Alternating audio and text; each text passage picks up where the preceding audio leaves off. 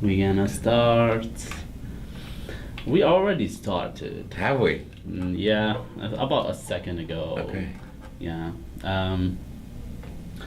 Sounds more crispy. Crisp. We are on the air right now. There has been a lot of dead air. Somebody turned off the podcast computer, so you have been hearing nothing all along. And some good things come late.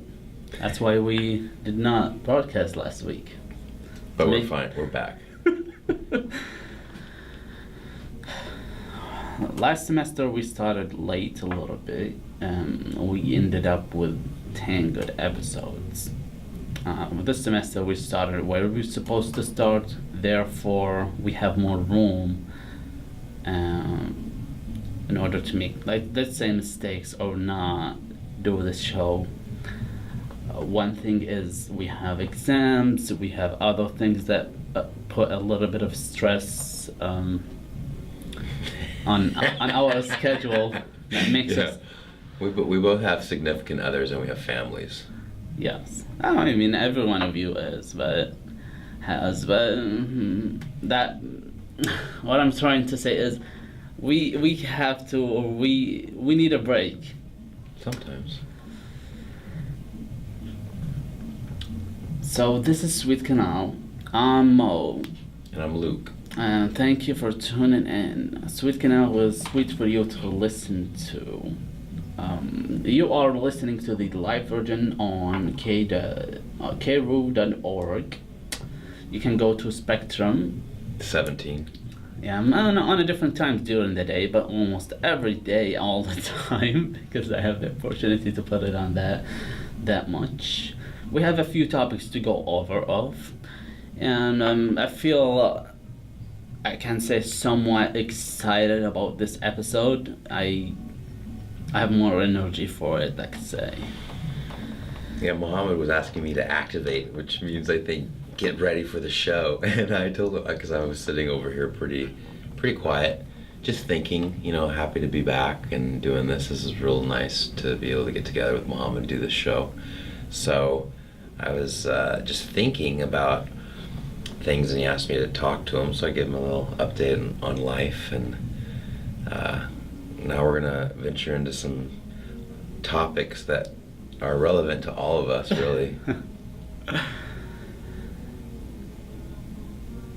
We talk about a little bit about life before we start to hit, we hit the start button. We start the hit button. All right, so the first, I had this topic for about 3 weeks. It has been boiling, I can say. It has been cooking for that much. And I think today is the perfect time for it to talk about that, which is privacy. What is privacy, and what should be private? Having windows on your bedroom and then having curtains on it is private, or as a form of that you put a physical barrier between you and the person who's outside the window, or someone who's passing by that window, especially if you have an apartment on the first floor.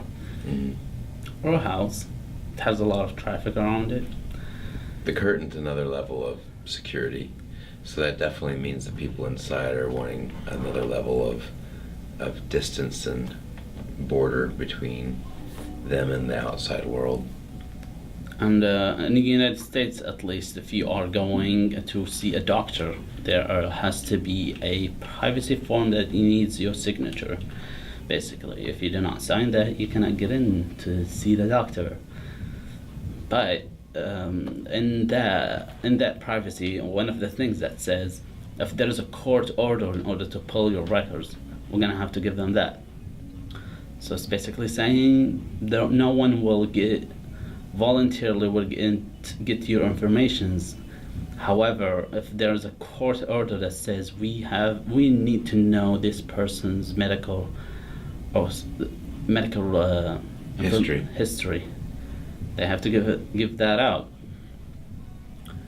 Which is I very much understand, because the courts won't need that until they actually have something to do with it. And they have to get quite a bit of legal support from the judge to be able to go in and do that. Yeah, they cannot just knock on the door and the doctor, "Give me Mr. Eggers. Let me know. Please." I said please. No, you need a couple of signatures. And Court orders. yes. Yeah, and a judge won't allow that until he sees enough evidence, and a judge That's is, right. is trusted in the legal world. It takes so much to be a judge, though.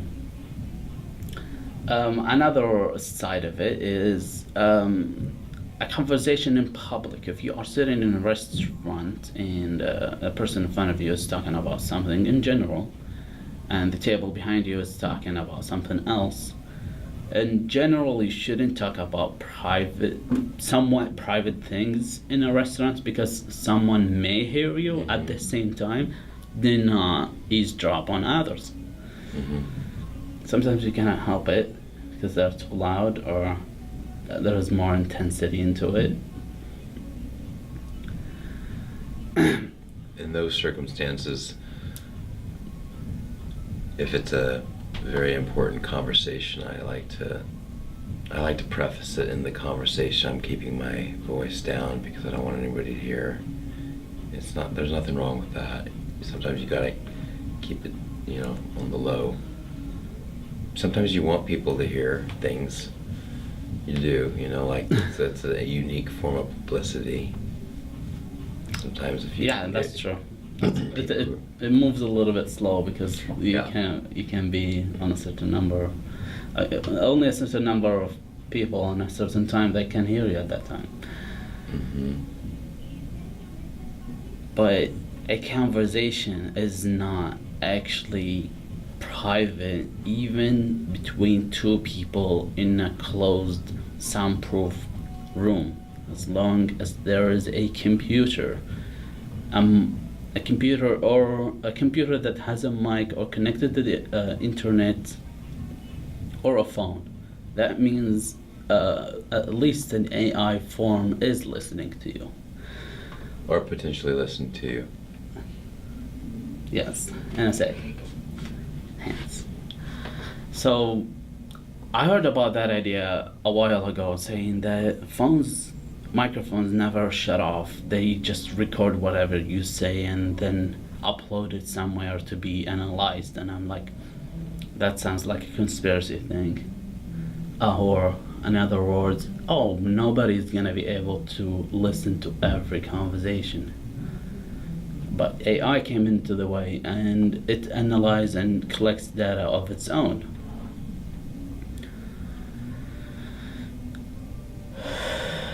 So now I'm like, I became more, I can say, scared of my computer devices. I have to put a sticker or a band-aid on every camera I have, on any computer I have. Okay. Phones used to be okay and cool because the back camera is not always facing out, but the other ones is facing your face almost all the time. That made me a little bit I can say insecure. Or so. Are we naive to not think that we are being recorded on some other side? So I can say in another way is, they're gonna listen. I try and listen anyway. If I cannot get me on my phone, they're gonna get me on Luke's phone. If they cannot get my data, they have enough data of Luke's phone, and then my friend's phone, and then my other friend's phone, and then they will still make my identity somehow. So today I was reading an article about Google, and yesterday my teacher talked a little bit about IP addresses and stuff. There are a few studies that say there's a certain amount of time that you go open a browser, search something, go on a website, go on another website, and then log off. And if you open another computer and do the same, after about 50 sessions, the AI will be able to recognize that it's you who is doing that activity without even knowing your login, password, if you are using this computer or that computer. So even if you are using a computer that it's not even electronically attached to you, you're just using it, doesn't have a webcam on it or anything, it will still recognize that's you. At least it will still recognize the activity, not necessarily attach a name to it. That's one thing. At the same time, especially Google, I mean, let's go back a little bit, advertising. How advertising targets you out of your activity online. At the same time, it kind of stare into that direction where it knows what you like, and maybe it will show you an ad that is related to that. Well, it needs to show you an ad because these advertisers and brands are spending a lot of money on AdWords and campaigns that connect with search engine relative to specific demographics, keywords that are relative to specific demographics that can help boost sales by closely aligning specific tastes and desires or various variations of a certain product. Instead of seeing one that is a certain color, the AI knows that this individual on this computer likes this color preference and is able to shift the visual for the corporation through smart ad placement, smart advertising, AdWords, etc. I kept going and read that article, and it also says that especially Google tracks literally everything you do online and even offline, because your phone has a GPS and you do not have to browse the internet in order to be your data to be recorded. You can visit this place, you can visit that place, you can visit that place, and so on, and that would collect way more data than you think. And these days, especially in Kansas City, Google is becoming available and free for low internet speed, and that device is literally interpreting every type of data that they are using. How much Netflix are you watching? Not just YouTube, which is owned by Google, by the way. Not just Google Drive, not just the photos, not just what you do on your phone, what you are doing with your Chrome, with your computer, with your PlayStation, basically any online activity that you have. So, to follow along with that article, there was a link that says, here you can view your own activities. And I opened it, and it said, you open this program 2 times at this time. You open this program once, you set the clock at 5, you open the clock twice. Let's say you open Instagram about 3 times, and then show more if you like to. And I'm like, okay, this is more I can say accurate of my activity, because I can see that. You can also go to your Google Maps and see your timeline where you went here and there. And every now and then Google will send you an email saying, you spent 60 hours a month. This past month you spent 60 hours in your car. This past month you walked 60 miles, this and that. One of the things that kind of fascinate me, that the voice command that I gave my phone, which is alarm in 18 minutes, weather, Kansas City, a word that I don't know how to spell it, I know how to say it, I would say it and see how the device put it, and so I can copy it and put it somewhere. how much I watched out of my what my search history on YouTube and how much I watched of that video. But the voice commands, I was able to see each one of them. I was able to play them, and I heard myself. So it's actually recorded. Like I was able to view those data. Not how about Google itself? Maybe it has more things that I can see. At the same time, let's say I'm not afraid of Google. It's just trying to sell more ads to me and stuff and interpret more data. But what if a person was able to log into my email or my Google account, and they will be able to pull up every little detail other than the public ones? He has some other pictures. He has these files. Oh, these files are shared with him. Oh, those are his emails, and this is his calendar. But he can go further than that. What apps I have on my phone? How much am I using them? Am I using them in school? Am I using them at home? And so on. So all the back-end data information. Yeah, that made me a little bit not comfortable. But a while back, I did not like privacy. Like those privacy settings. I do not want to Google to know anything. Basically, I just like no. After a while, I'm like, I don't care. You can know as much as you can. Give me a better personalized experience. But now after I saw this, I'm back on the other side again. I don't want it to know. I can figure out my own way now. I'm good. You don't have to personalize anything. And one other thing, if you owned Google Pixel, it would offer you to upload your images on it, and the AI would interpret every image and will put them into categories. That's you, that's your friend, that's a group photo, that's a sunset, that's green, that's yellow, that's a dog, that's a cat, that's a brown cat, that's a black cat, that's a what's that called, a blonde dog, and so on. You can search your own images in order to find which image you want to see. Wow.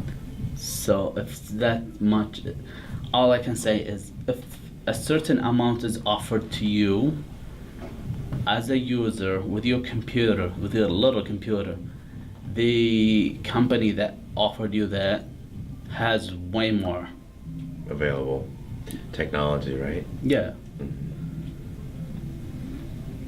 Interesting. I'd agree. They got to have a lot of different products and development so that they can sustain the development of that brand and that product for years. Brands that become stale in this time in contemporary society, they don't grow as much as companies and products that are innovative. Though cement is still cement, asphalt is still asphalt. A banana and apple, oranges are still apple, oranges and bananas. Those things remain consistent. The strange thing was that the iOS system has a default setting that says do not share my information, and then you can change that. But the Google ones, no. It just does that. So it sounds like Google's more aggressive now. More aggressive towards collecting data for sure. I don't know. What time I go to school, even if I didn't post my schedule or upload it anywhere, how much times I go to school, that kind of make them figure out my schedule, and how many times I go to home between classes, how many times I go home at that time, at this time, why would I return to school at this time. That would put enough data to expect my activity and know that I am a student for that amount of time. What if they know about me? Why would I care? Well, they are a hub for so many different brands that pay them for this information that then becomes very relevant to the brands and the corporations trying to market to us. It is part of the corporate, cycle, and and it's sad because we are put in a position where we work to pay for things often that are marketed to us. If we were not living in a contemporary, transactional purchasing society, object and thing oriented and driven society, money would mean less to us. But people want things that they see that are shiny and nice, beautiful. So people work hard, or they do really bad things to get the money they need to make the transaction. Well, whose fault is it? Or is it anybody's fault? I mean, as humans, we need a currency that we exchange stuff with it. We cannot go to school and bring a 5 pound of steel and then give them that. That used to be the deal where we exchange stuff. And the barter system, that's pretty neat. Yeah, so money is kind of a form of that we created to symbolize the value of things we have, I can say. Or symbolize what we have to offer to trade. Therefore, people would do, I can say, horrible things in order to get their hands on the material of trade that brings them stuff, which is, I can say, fine to need money, to use money to get stuff, but it goes overboard when you are a walking logo. So there is a classmate who is fascinated with Supreme brand. He wears a hat that has a Supreme, a hoodie, shoes, and a sock, and even his backpack and his water bottle is all Supreme. It's like, why are you wearing that? He said, I just like Supreme. So you are a walking commercial. It's very ironic.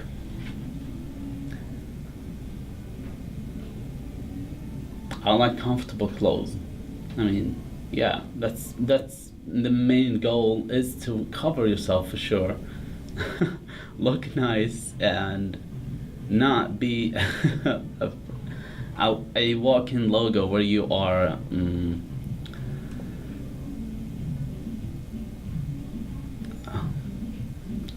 Well, when you buy that clothing that has a logo on it, you are paying them to wear their logo and advertise for them. You're paying them to advertise for them. Does that make sense? Yeah, it does. It a does. lot. Yeah, but does that make sense to us as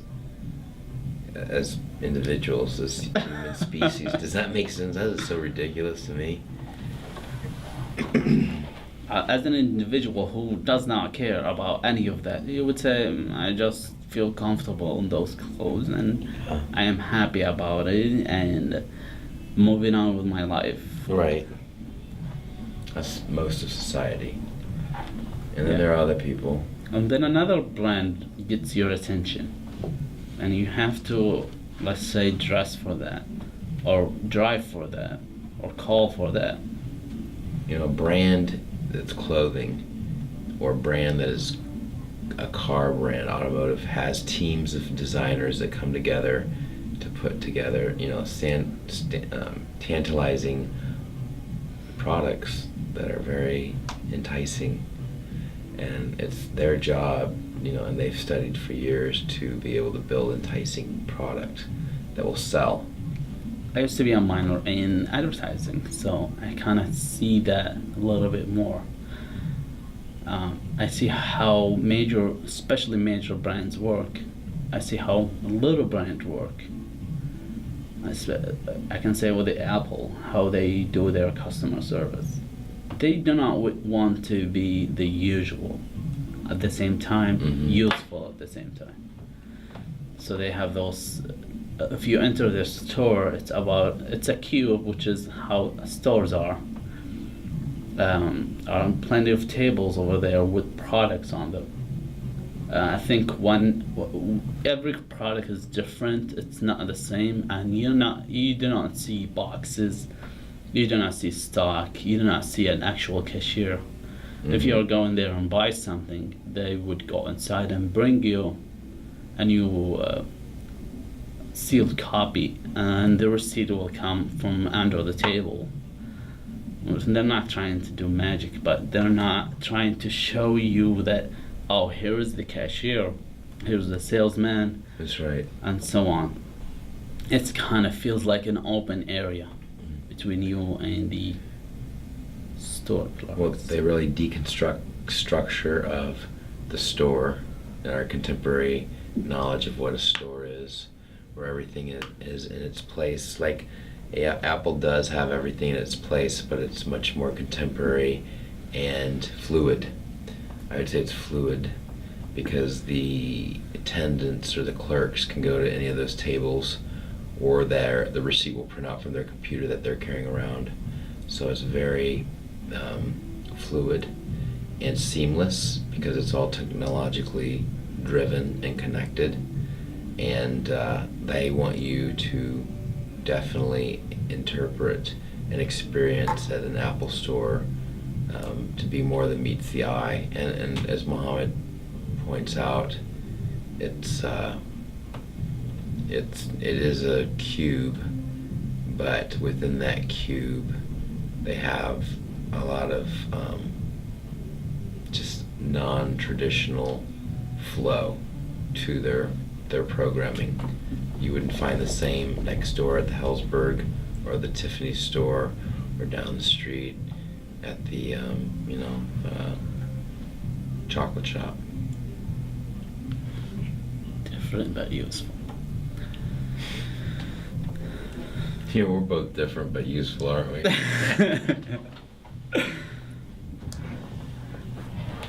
So Google made a huge investment in people. As I heard, at least in the United States, they gave plenty or few schools Apple computers in order to kind of plant or may give people the opportunity to get used to their type of system. And after that, people grow up around 2006 and 8 and 12, Apple started to give out or produce and distribute the product that would actually bring them money, which is the iPhone. So they kind of made an investment with personal computers in schools, and then they leverage that, introduce that product. Another thing, any Apple conference especially when they are showing a new device, people who show up for that meeting, stockholder, has to be journalist at least, or someone who has a social media influence, because almost every person of those want to be the person who has the story, want to be the unique person. So everyone is reporting and distributing their information as much as possible, because if a normal person shows up there, they may be able to take a picture or two and then send it to their family, and that's the end of it. But if a person of influence, such as a journalist, a social media person, if they go there and view that device, that would make sure that everybody knows. This makes them put up front because they're the cool person with the new product at the same time. Very good way to brand Apple or a commercial, in other words.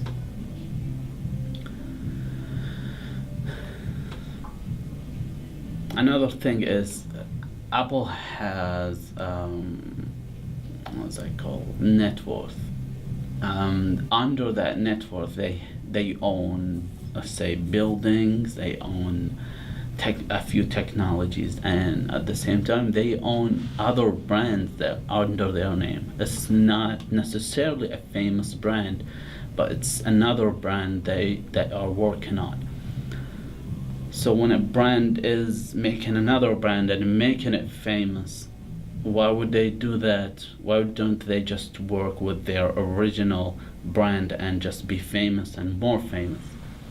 One thing is making the other brand look different than theirs. Other thing, one of them may fail, and it's like putting your eggs not in one basket. Diversification's important.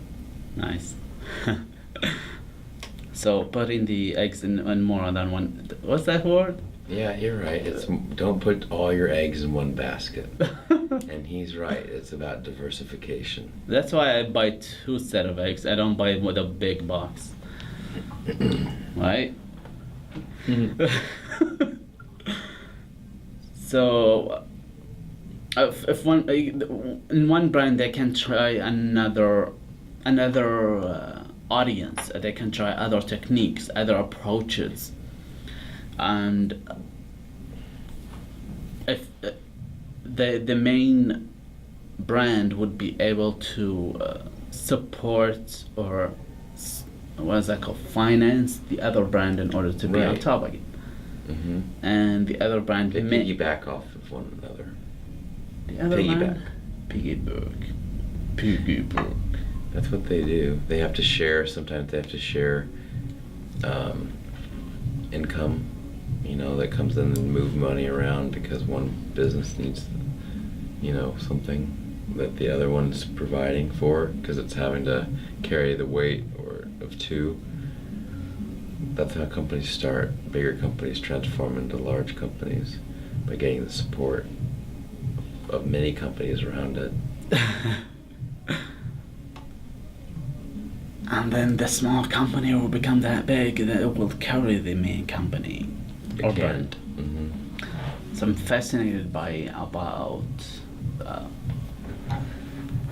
5 brands. Apple for sure.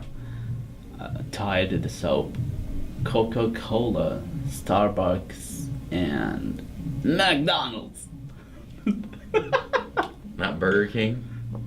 I mean, they're all the same to me. I don't eat from any of them. McDonald's. I don't like either of them. So. Oh, I like them both. I'm not that. Sorry. A product is great until it becomes a mass production. When it reaches to that point, it's not good in my point of view. That happened with one of my classes. Alright. Call me on old-fashioned, but I like classes set in about 15, 20 people, 1 teacher or 2, I don't care. And then we make a discussion. Because after high school, I was taught in a school where there was about 4 tables, 1 is not used, about 3 groups, 15 people. Every 5 or 4 people on a table, and it's round table, and we discuss stuff. So the students are facing each other. They're not facing one side. That's neat. That's a creative way of learning. It's more discussion based. Mm-hmm. The other way is to have 15 to 20 people in one room and a teacher that is very interactive, not just one-sided lecture. So here's the class, or the type of class, when it becomes a mass production class, it is not good. You were in that class, you dropped it, but I have not. I'm stuck with it. I am currently in a class about 70 to 90 people in it. I lost count after 20. A teacher that is lecturing us as a students. How do the teacher roll call us by downloading a certain app, entering a code that is shown on the screen for about a minute or two, and then you're present. And then the lecture starts. Let's say about 15 minutes into the lecture, it's about slides one after another. 15 minutes or so, and the lecture is not super predictable. A question will pop up, and then you open your phone on that app. The same question is on there, and then you answer. And then the teacher say, "Okay, most of you answered that. Most of you answered this." So here is the mass production line. It used to be calling each, or it is calling each student by its name. But if we did that in this case, 15 minutes will be lost. And then you mark present electronically, not actually saying that you're there, and answering the questions on a phone or a computer, and then the teacher will pull up the correct answer and they'll pull up the statistics. Around the students in the class answering that question. Wrong or right, or who chose A and who chose B. So the class became a mass production for the school to bring in cash, and I feel like that I'm not learning because it's not interactive. Even if it became interactive, it's 80 people. It's so much more difficult. Even if I don't have... That's not a communications class. I mean, I know that it's interesting. It's an anchor. Well, I was in there and I dropped it because I felt that whole technological element, while important for people to engage technologically, I thought I was very inhuman and disconnected, and I was going to have issues with actually being able to do it how they wanted it to be done, because actually the professor was too. She was having her own issues. Every professor has his own issue about it. No, issues about that technology they were trying to integrate. The first class, do you remember? It was challenging for everybody. I wish you pulled me too, so I wouldn't have to take it seriously. I'd like to know those type of information. It's pretty good to know it. It's confusing enough because it's school and whatnot, but at the same time, if it becomes that way, it's mass production. It's too much. Like using technology in. Like I have another class where we show up 3 times a week for an hour, discuss stuff, do exercises, and we exercise with each other. That we have to communicate with each other, communicate with the teacher as well, comment, and analyze things. And the exam part of it is online. The papers are online. Right. The technology is used to make it easier to read your font, making sure that you did not plagiarize. And the third thing, it's saving a few papers. But if it's that way, all the way, where you don't discuss, we go online and do a reading, and the discussion is a box where we type in about 5 sentences, which is a paragraph. So it's super distant between us and the teacher. Yeah, I'm not a big fan of that. And I know that in this day and age, educational platforms change. I have been taking online classes. I like them, but the level of interaction between the professors and their students at larger universities is much more limited than, say, a previous school that you or I went to, which we both went to previous schools, and we both have different experiences, both good and bad. At every university, college, there's good and bad.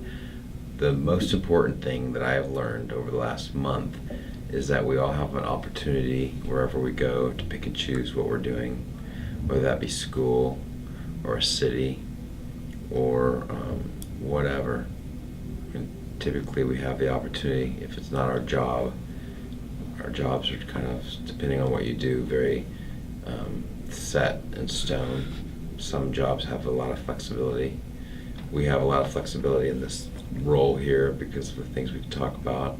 it's a creative role. Creative roles have more flexibility than, say, a production line worker. You know, that's a specific role. That guy's going to do the same thing when he comes to work every day, and that's okay, because we need those people too. And just like the book I was reading, Shop Class for the Soul. Shop Class for the Soul, that was a required reading. It discusses the importance of the manual labor versus the college-educated, college-bound academic person who's working corporate. It's an interesting dynamic look at a gentleman working on a motorcycle bike shop that he starts from scratch after working in academia and going through his PhD. He felt that he had gained more self-satisfaction from being engaged with manual labor than he did with intellectual labor. His hands getting dirty versus his mind being worked. He felt he made the living that he wanted, and he made the relationships count. And so that's, you know, in anybody's life, those are the kind of things that we desire. So everyone is different. As my girlfriend reminds me, all of these jobs make the world go round. That's right. And the world will go whether you are there or not. Or whether Better you have a get job on. or not. Better get on it. Mm-hmm. Get your share of the pie. Well, in this competitive arena that we live, Speaking of pies, I'm hungry. I'm starving. I am really hungry. I don't know what I'm doing for afterwards for lunch, but I'm starving. Yeah, me too. I think we should eat something. Yeah. Coffee sounds good. I want to shift the conversation for Sure. a moment. Just to near local. I really love the farmer's market. I've been going to the farmer's market my whole life. It's downtown and it's right by the river, and they've done lots of new work around that area, as well as the incorporation of the trolley, the streetcar that goes down through that area, and they have an awesome Saturday and Sunday farmer's market.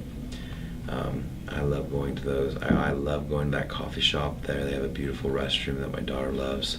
It's got a spiral staircase going to the rooftop and beautiful mirrors, and my new baby loves it to go there too.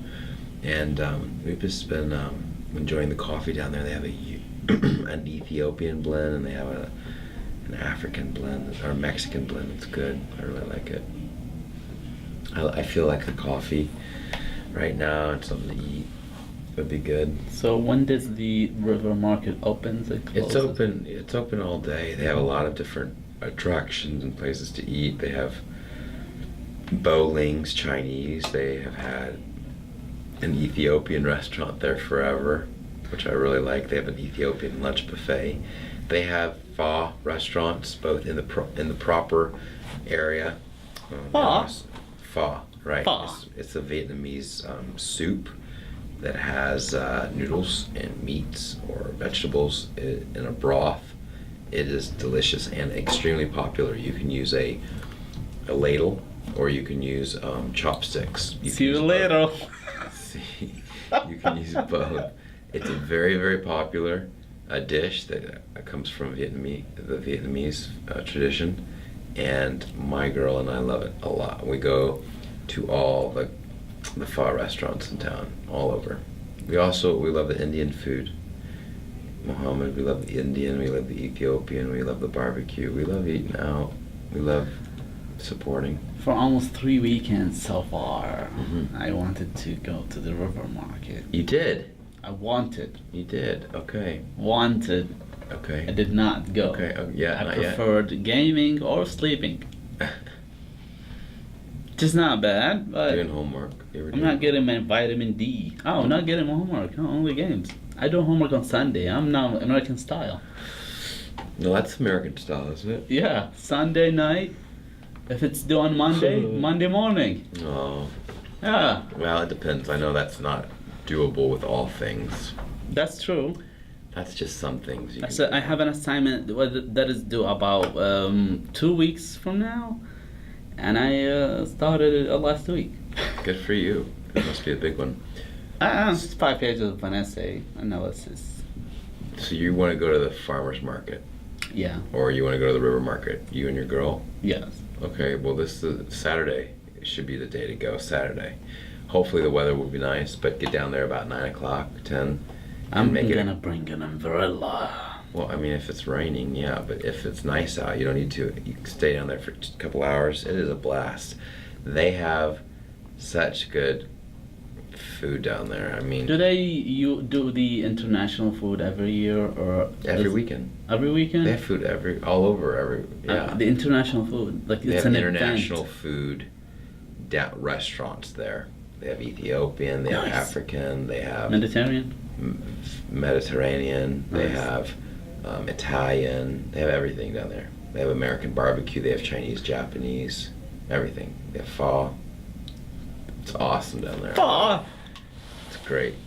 Pho. My dad's down there on Saturdays selling his buffalo meat. He's a rancher and the Missouri Bison Association president. So he's down there selling a variety of amazing products. If I ever have a kid, I will name him Pho. Pho. Pho. Where are you? Pho. It's an expression as well. Pho. Oh, pho. That's a very good word. I like Yeah, it. well, I think a lot of people like pho. Sometimes because it's Because it's spelled my kid. PHO, they say pho. So a lot of people are talking about pho, but they're saying pho, or they're saying po, or PHO. Pho. Poo. Pho. Poo. It's not. It's pho. It's delicious. I know our babies, my daughter and baby, are excited to have it because I know their mommy and daddy love it so much.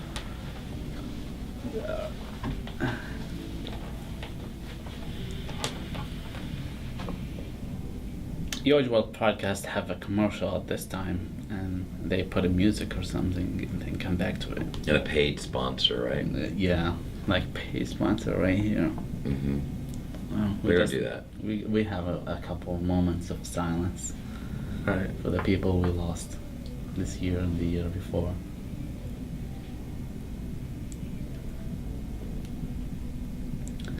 Speaking of that, what's the point of life?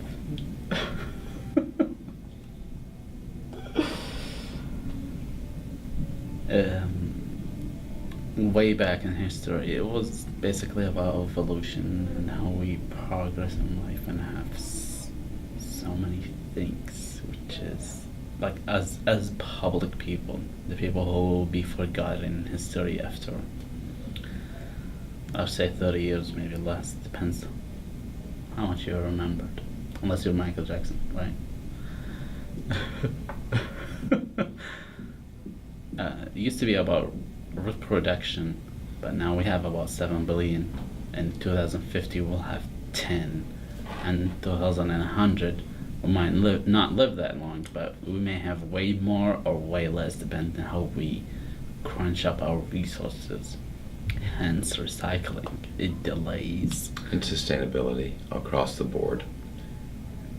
the earth age or Qua- ending. Mm-hmm. Quadruple bottom line compliance. People, planet, profit, purpose. That's what life, is really about for each one of us. Our purpose, the people we surround ourselves with, the planet we live on, and the profit we make to live as human beings. Well, every its own has its own, what's that called, interpretation. My interpretation is to do as much things as possible. That's one thing. Do the dreams you always dreamt about. For example, as in my childhood, I had a neighbor that was close to my age that I hated pretty much and fought a lot. One of my dreams to, what is that called? Get rid of that person. What I did, moved to the United States. That's one.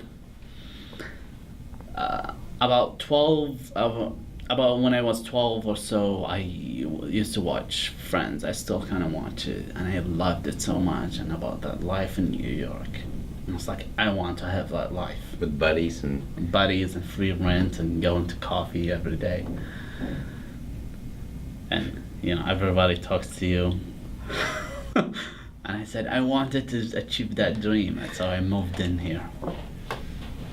As a kid, in school especially, I did not follow my what's that called, courses that are offered in school, and you didn't follow the traditional template that they wanted you to follow. Yeah, I just get the passing grade. All I'm saying to my classmates is, all I need is one material or one class or one course, which is English. So I wanted to talk English almost all the time. So I moved in here.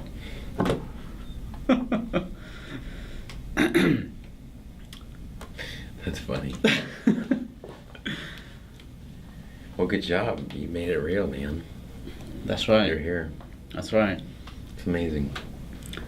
I wanted to write from the left side to the right. Wait. Yeah? Yeah. Instead of reading from the right to the left. So guess right what I did? You did it. I moved in here.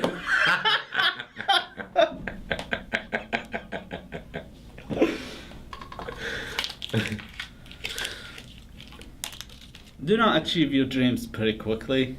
At that time, your life becomes pointless. Seriously, Whoa, you figured out a lot in one big move, didn't you? You got a lot of your goals achieved. That's good. Because I like to play video games as usual. Is that what delayed you for so long? All these video games you had to win. Hold on. When I play a video game, I want to achieve that certain level, that trophy, the achievement, that challenge. I want to finish the story. And all of a sudden, I'm done with that, and I'm like, what I'm doing here? Let me move on to another game. But you cannot do that with life. Therefore, you need to figure out a new hobby. There are plenty of hobby stores, which I don't, and I'm gonna go there eventually. But thankfully, technology allowed us to create games that are, I can say, different, that attacks a different idea. That is not just a zombie, a gun, and then you run, get to level 100, and that's it. That's where stories come into play, because a story is the core, is the origin of what is something is enjoyable. What are our stories? Why did we come here? That's a story. Why did I come to the United States? That's a story. Why did that game started and they made 3 parts of it? A story. If it loses the story element, it becomes, I'm saying nothing but to the camera. If you want to watch the video version of this show, go to YouTube and then search for SWEET space CANAL and then hit enter or the Sweet Canal. Yeah. You can go there and you can find us talking just like this, but in video form.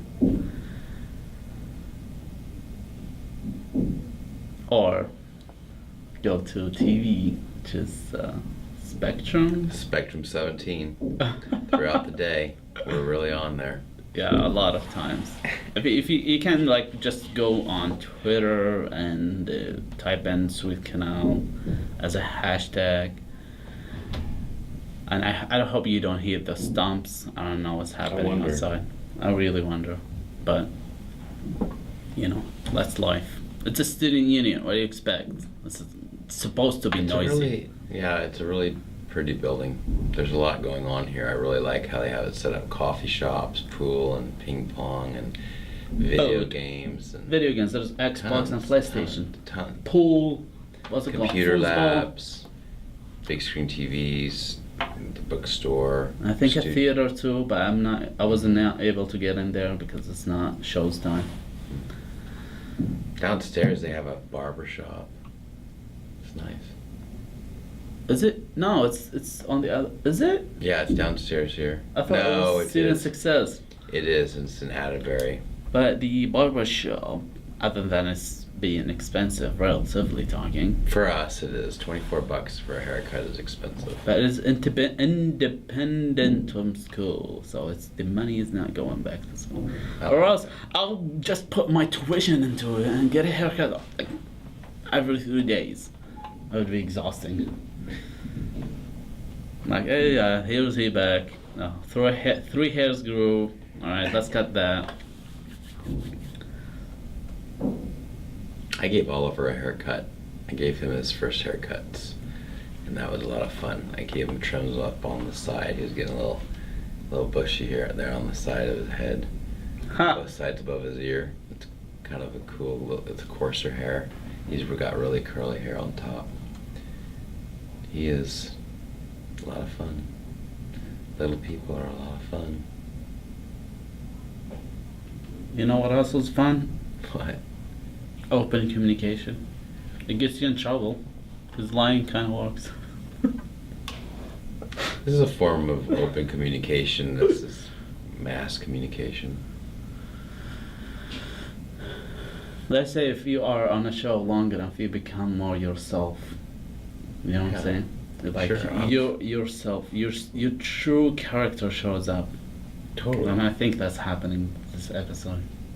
Really? To me, at least I feel like it. Oh, I feel pretty normal in this conversation with Muhammad. I feel like this is truly me.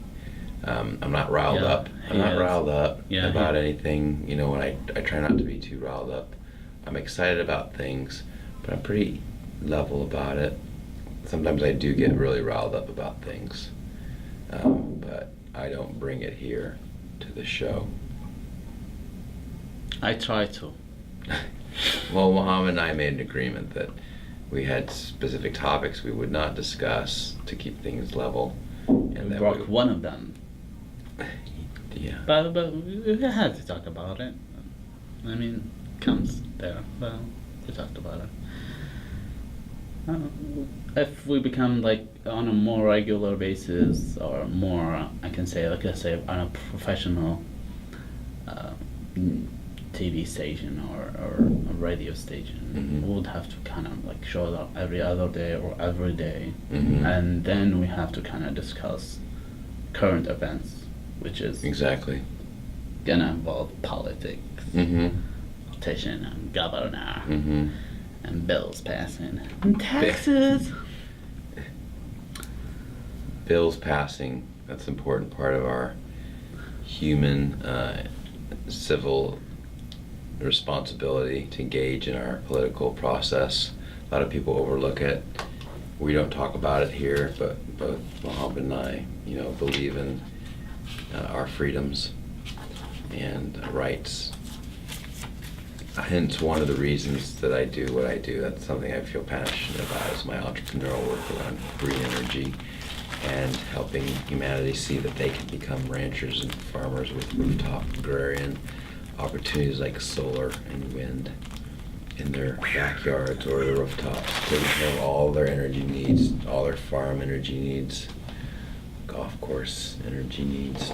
Do that roof, put that array out there. If someone wants to find you on any social media, which one would that be? I like LinkedIn. That's the best. Or you can just Google my name. I'm on a variety of things, but the platform I use is LinkedIn /Luke Cole. And that's it for today. Thanks, Mohammed. See you next time.